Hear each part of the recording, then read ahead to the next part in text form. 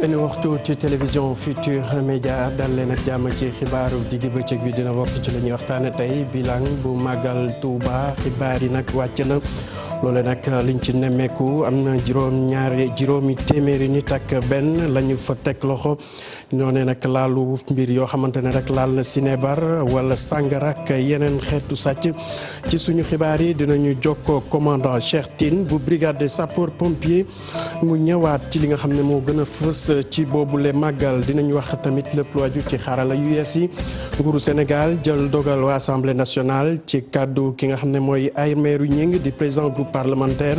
ne loi bi bés bu yegsee foofu dinañ ko wote parce que nemmeeku bi mooy bëri na ñaawteef yu ñuy nemmeeku fan yi ci réseaux sociaux yi loo sax tax rédaction bu télévision Futur Média samp ab laaj ci ab dossier taxaw rek jox kàddu gi ñi nga xamante ne ñoom dañ ko saytu bu baax a baax wax tamit ci li nga xamante ne moo mën a doon gàllankoor bés bu loi boobu jàllee foofe ci assemblée nationale. dinañ dem diwaanu Ziguinchor foofe nag askan bu bàyyeekoo ci juróom-ñetti dëkk daal ñoo booloo fas yéene jublu ci mbayum mboq mi loole nag ngir xeex lépp lu aju ci wàllu ndool ak ñàkk dund ci diwaan boobee parce que gis nañ ne ba jamono ji dugub wala sax gerte lañ fa ëppoon wala sax ceeb bi ci seeni ay yëngu-yëngu juróom benn fukki milliards ci suñu xaalis loolu la Banque mondiale jagleel ñi nga xamante ne rek mooy Sénégal ak Mali ci ligne haute tension bi nar a dox diggante ñaari dëkk yi kaay bàyyeekoo kaay dem fële ca Tambacounda loolu nag waa OMVS ñoo jiite projet bi ci njàppandal société gestion bu énergie bu Manantali ñu gis ne rek loolu bés bu jàppandee dina tax askan wi gën a am courant bu doy fii ci suñu réew mbokk yi loolu moo ne woon ponk yi gën a fës boo leen taxirloo tuuti ñu faram fàcce ko.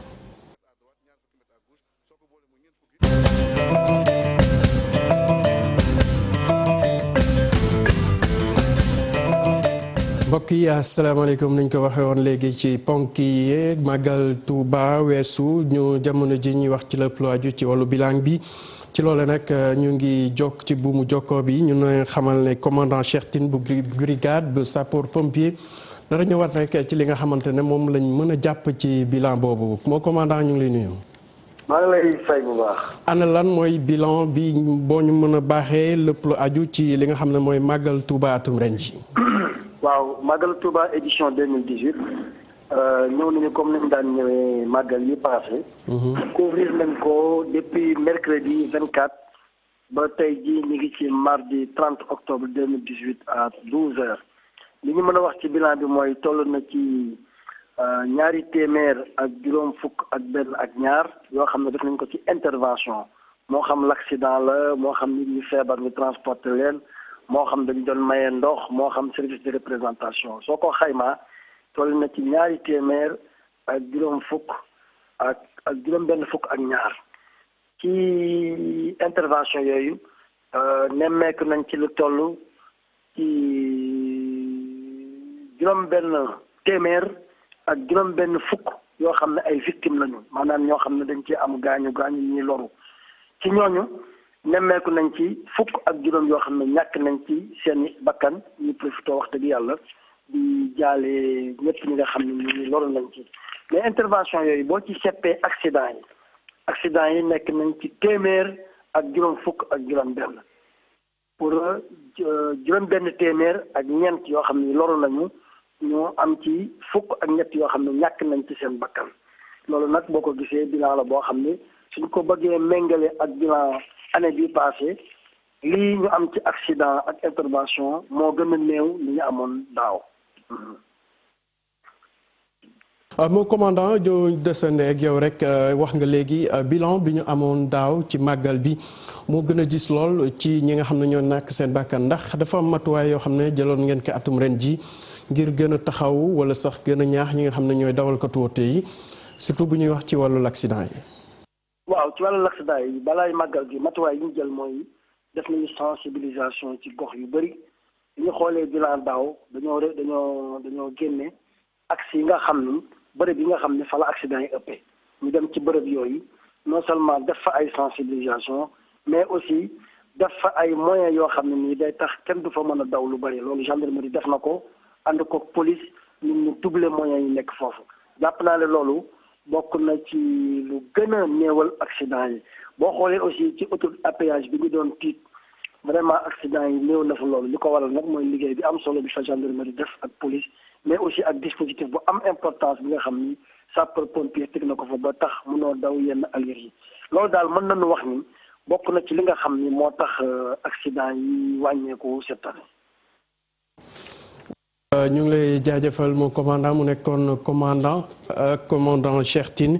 bu doon àddu rek ci bilan yi nga xamante ne jot nañ ko nemmeeku ci atum ren ji ci loolu sax ñu ñuy xamal ne am na lu mat téeméeri wotoog fanweer ak ñeent yoo xamante ne rek jamono ji ñuy wax ak yéen ñu ngi ci fourrière ñu wax ci leneen laata Cheikh Anta pareegul ñu ñëwaat ci li nga xamante ne rek moo aju ci yenn ñaawteef ñuy nemmeeku ci réseaux sociaux yi loole nag njiitu réew mi ci gouvernement fas yéene rek topp ñi nga xam ne ñooy def ñaawteef yi ñu mel loole nag gannaaw ab loi bu ñu fas yéene woote foofee ci assemblée nationale kii di Aymérou Gningue di président groupe parlementaire Benno Bokk Yaakaar ne noppi nañ rek ngir wote li nga xam ne mooy loi boobee bés bu ñëwee ci assemblée nationale kaddu yooyu nag mu yëkkati woon rek gannaaw bi mu demee jaale ji foofee ca Goudomp Sibari Bassrou ci ki nga xamante ne rek mooy Mamadou Lamine Gomis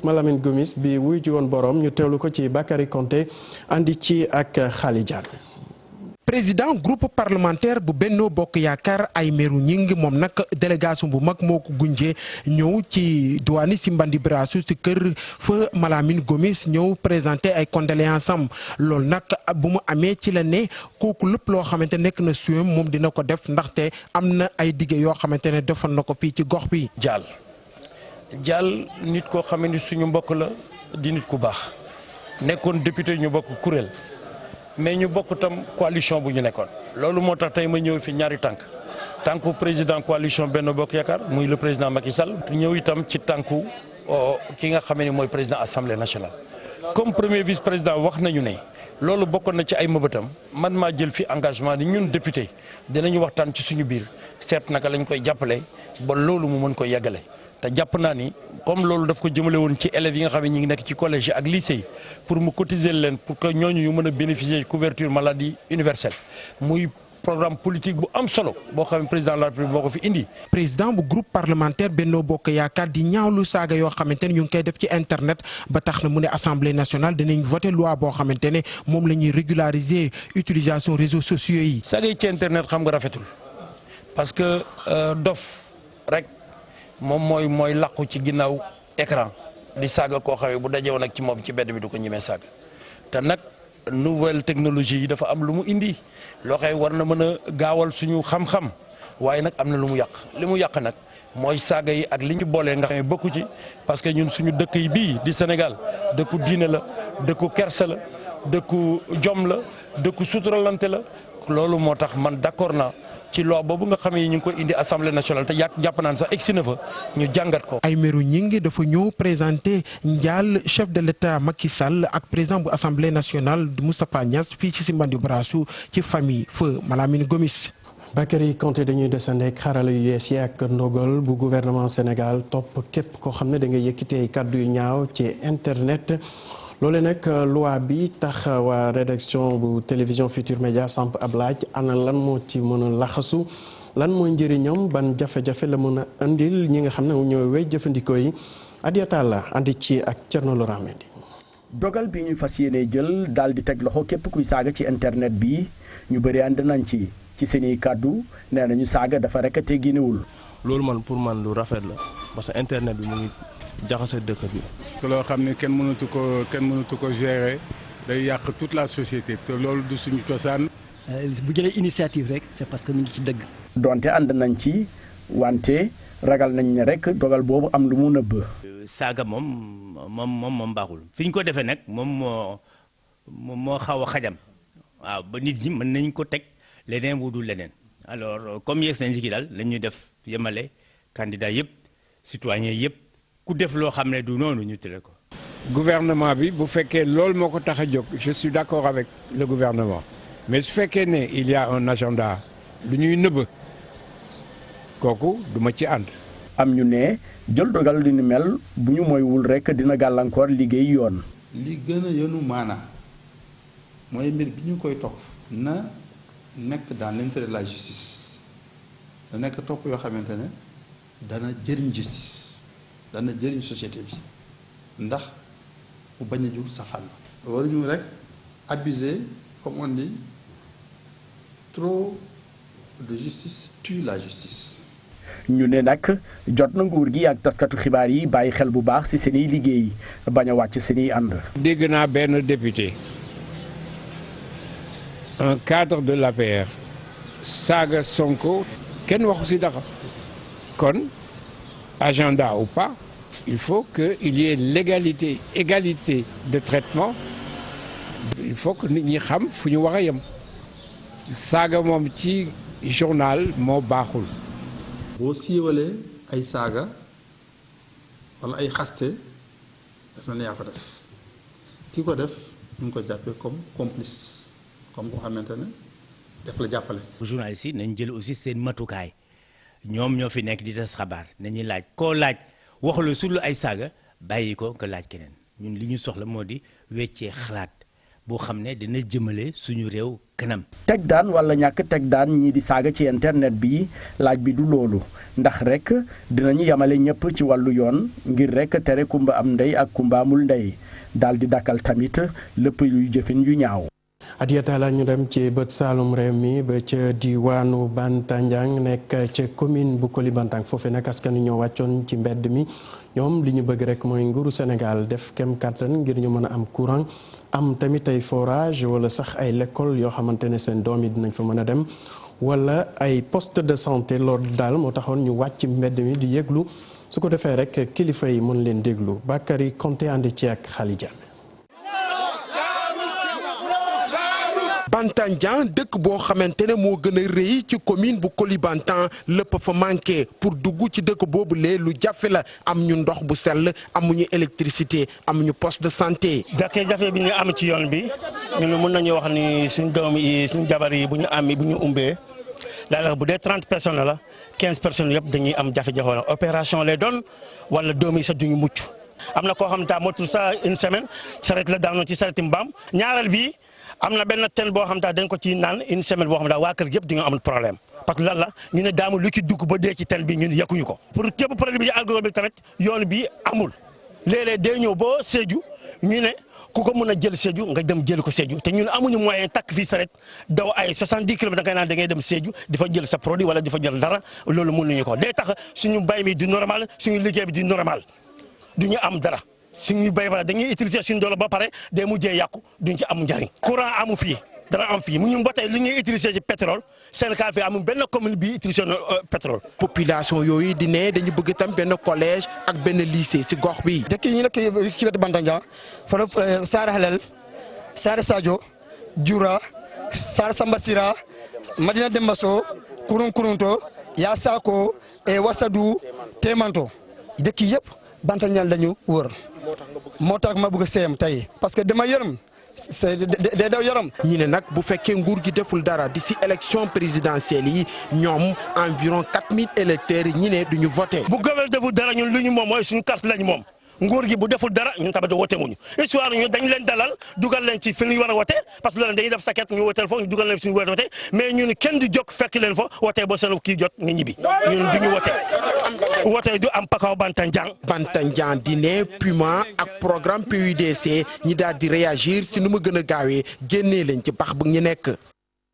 Bantandiang fu soriwul dara diwaanu Ziguinchor foofee nag ñi gën a sonal ñi yëngu ci wàllu càmm mi mooy feebar boobu ñuy duppee peste jamono ji nag bëri na ci jur gi yoo xamante ne da leen di sonal ba ñuy faral di lof loole nag la waa service départemental bu élevage fas yéene fa jëlee ba tax na rek ñu tàmbali li ñuy duppee campagne de vaccination waxtaan ak ña nga xamante ne ñooy yëngu ci wàllu càmm gi. ngir ñu mën a xam ak nan la ñuy taxawee rek bés bu ñu nemmeekoo ne seen jur yooyee dañu am ay jafe-jafe ñu teewlu kenn ci ñoom Famara Sonko ci micro Boubacar Dias. dañ ko def c'est pour que ñu mun a xeex benn feebar buy faral di rey ay xar yi ak béy yi feebar boobu ñu ngi koy wax la peste des petits ruminants donc caravane bi dañ ko organiser pour que nit yi ñu jóg ñu ñëpp que ça soit xale que ça soit jigéen yi que ça soit mag yi pour que ñu mën a donc xeex feebar bi organiser ay vaccination ñu def vaccination ñu di vacciner suñu xar yi ñu vacciner suñu béy loolu mooy tax ñu mën a aar donc suñu béy ak suñu xar yi si feebar bi parce que bu ñu demee ba ñu donc éradiquer n'est-ce pas feebar bi loolu daf ñu jàppale bu baax puisque ñun bu ñu xoolee sax surtout particulièrement ñun suñu département bi maanaam département de Ziguinchor xar yi jógee yeneen i régions yi dugg fii bari nañu donc boo gisee donc ñun dañoo bëgg a gàpp boobu ñu mën a ko changer il faut que ñun ñëpp ñu jàpp ci vaccination bi bu ñu vacciner suñu xar yi donc du ñu am feebar bi suñu béy du ñu am feebar bi et bu boobaa dañu jur bu baax. foofu ci Ziguinchor ñu bàyyi ko ci lu ëpp juróom ñetti dëkk nag ñoo boolu rek xam ne jamono ji fawu ñu soobu ci li nga xam ne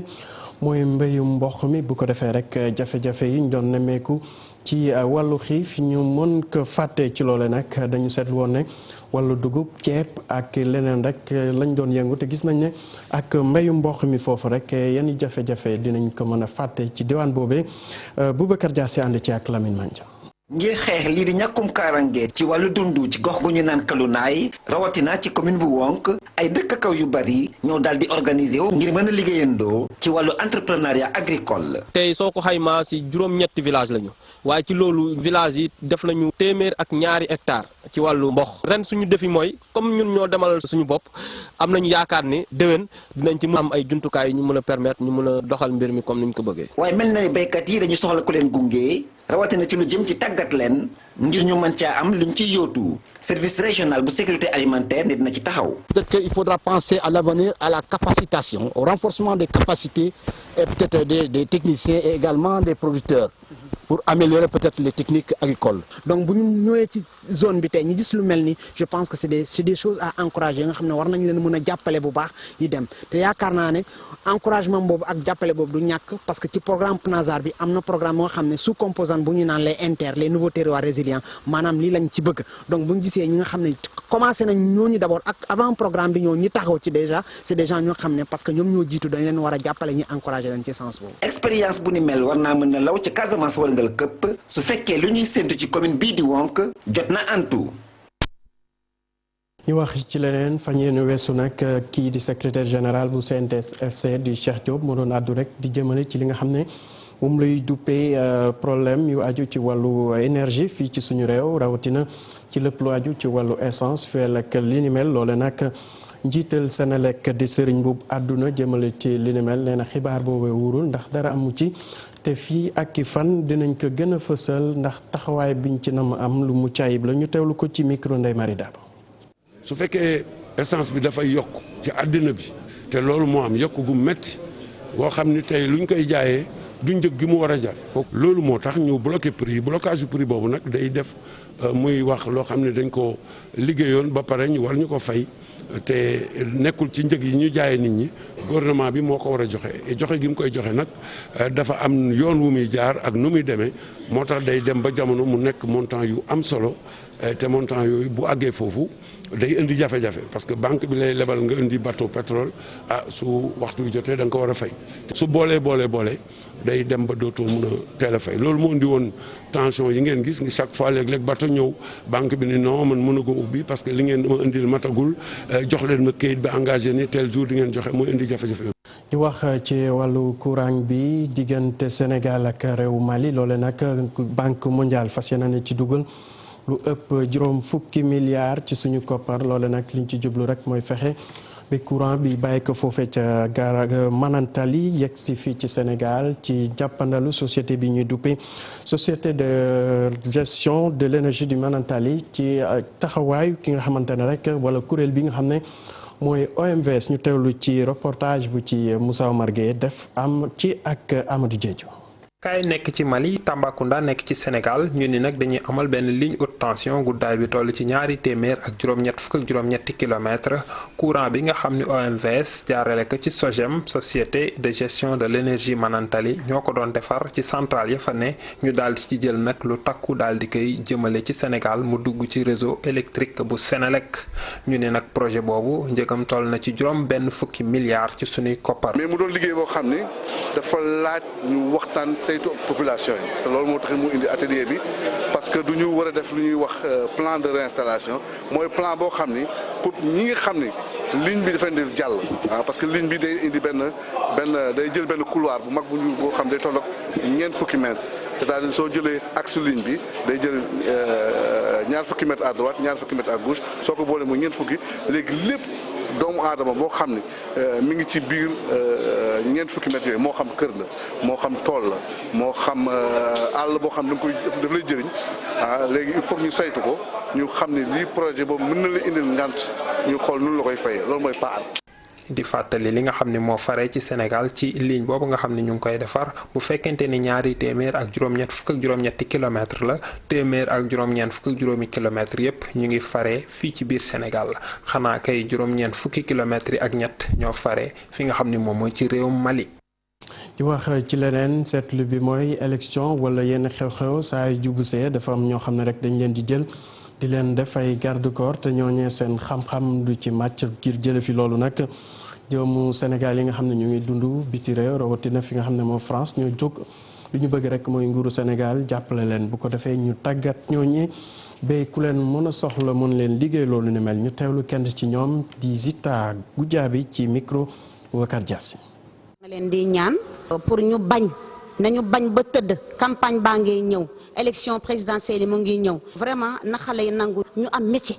parce que politique du métier distraction la moo tax ma bëgg indi expérience bi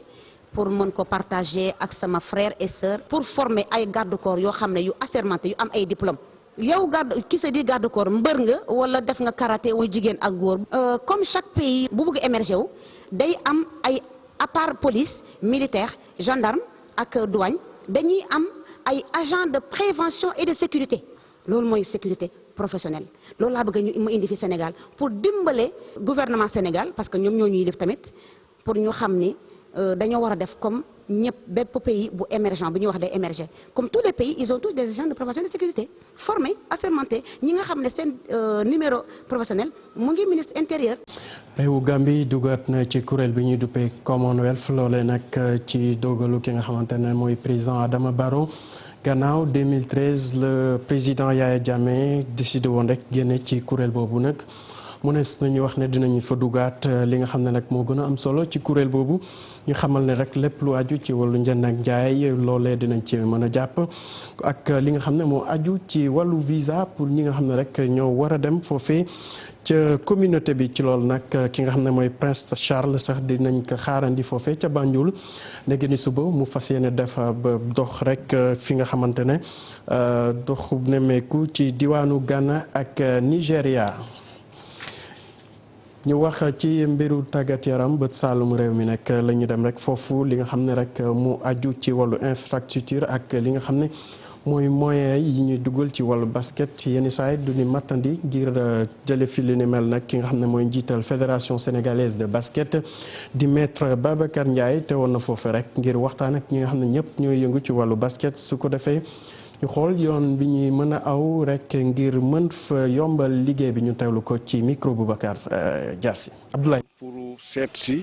nuyu si samay xarit sama ñu nga xam ne nii ñoo bokk passion mooy famille basketu Kolda ak famille basketu Sédhiou mais aussi liggéey ak ñoom def une séance de travail pour ñu xool basketu Kolda ak basketu Sédhiou fu mu toll yan problème la am. ak lan lañu war a def pour mu avancer donc waxtaan nañ ci bu baax a baax à Kolda et à Sédhiou problème yi presque c'est la même chose problème mu formation entraîneur yi ci la bokk problème mu terrain ci la bokk surtout à Sédhiou ak problème mu moyen pour liggéey ñu mën a fonctionner normalement ak problème mu club yi pour ñu am këyit yi nga xam ne nii autorité administrative yi ñoo leen ko war a mën a jox pour ñu mën a affilier wu à la fédération donc def déglu leen loolu yëpp fédération tamit andi na ay éclaircissement si ay points yu nga xam ne nii au niveau des ligues là amoon na ay lëndëm seen bopp je pense que léegi yëpp leer na donc ñu yaakaar ne lii rek la rencontre yi ñu def c'est des rencontres fructueuses yi nga xam ne dina permettre ñu développer basket ci partie territoire bi. ca diwaanu Bunkiling foofee nag waa ODCAV ñoo jóg rek ngir taxaw ñi nga xam ne ñoo yëngu ci wàllu njàng meek njàngale mi ñu amal li ñuy duppee semaine départementale de la propreté de l'école maanaam fexe ba école yi fa nekk mën a set wecc ngir mën a dalal xale yi ci loolu nag lu mat ci juróom fukki école jot nañ ko setal ba tax na jamono ji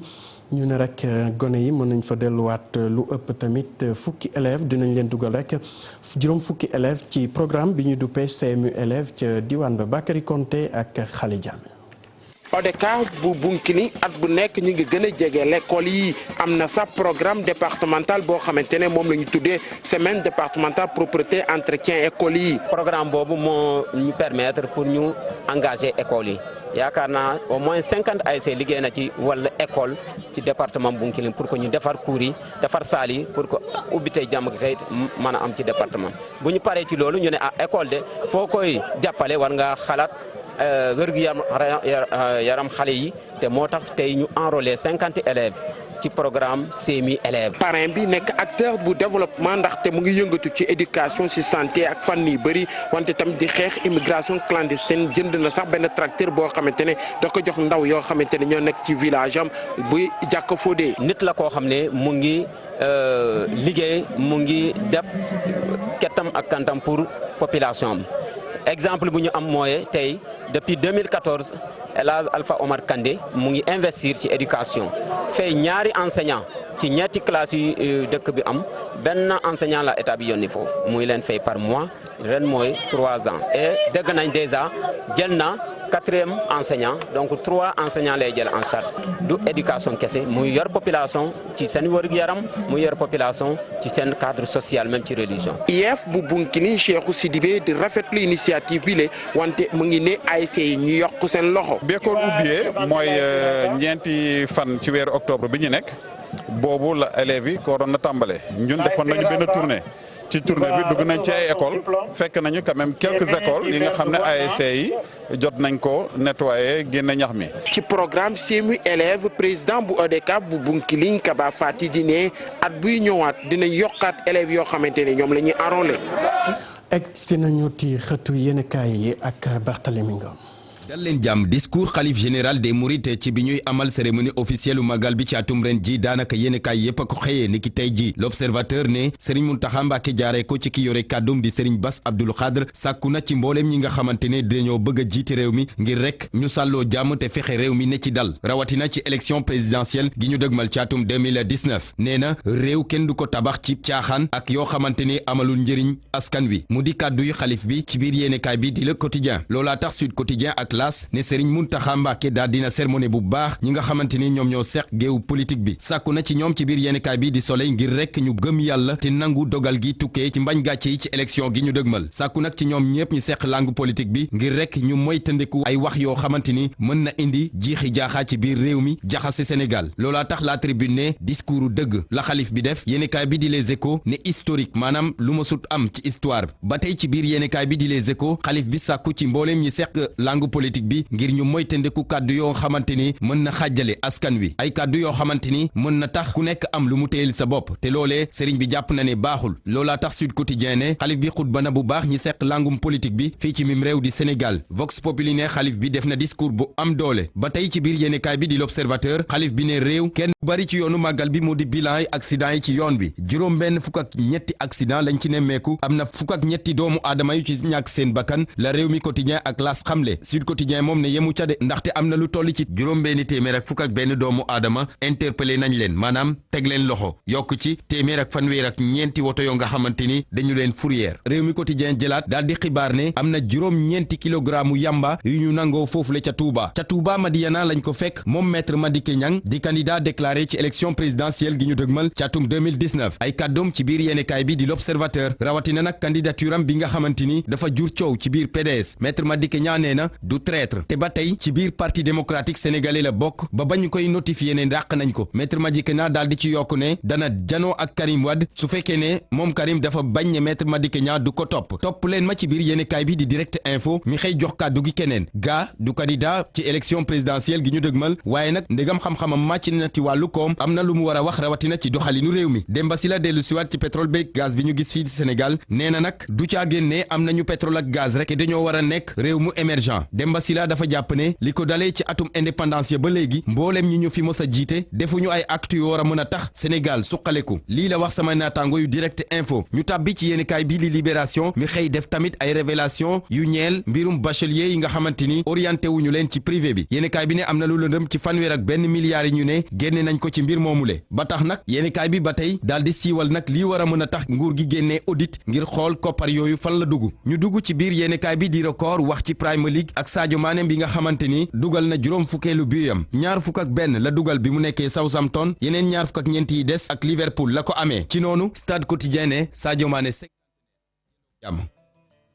Elimi Ngom cant ngërëm ñeen la yéen tamit naka noonu ci kóolute beeg safo bi di leen ñaanal kenn lu jàmm ti ko sàkku ci yéen jërë ngeen jëf